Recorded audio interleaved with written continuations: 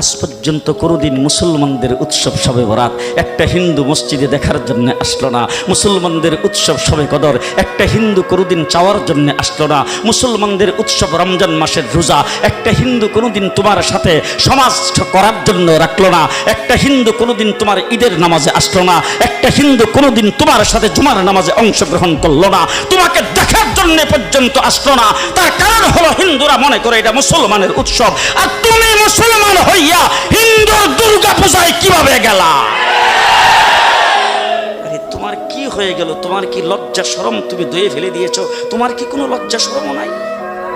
তোমার কি কোনো লজ্জা শরম নাই? আবার কি সুন্দর বলতেছ, ধর্ম যার যার উৎসব সবার। হাই হাই হাই, ও মুসলমান যুবকেরা ভালো করে শোনো, ধর্ম যার যার উৎসব সবার, তাইলে বিয়া যার যার বউ তো সবার।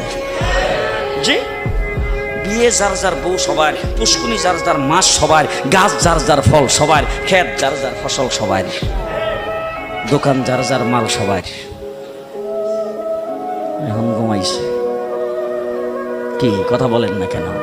তাহলে আমার দোকানের মাল যদি আমার হয়, আমার ক্ষেতের ফসল যদি আমার হয়, আমার গাছের ফল যদি আমার হয়, আমার গাছের নারিকেল যদি আমার হয়, আমি বিয়ে করলে বউ যদি আমার হয়, মুসলমান আমার পুষ্কুনির মাছ যদি আমার হয়, তাইলে ধর্ম যার উৎসব তার।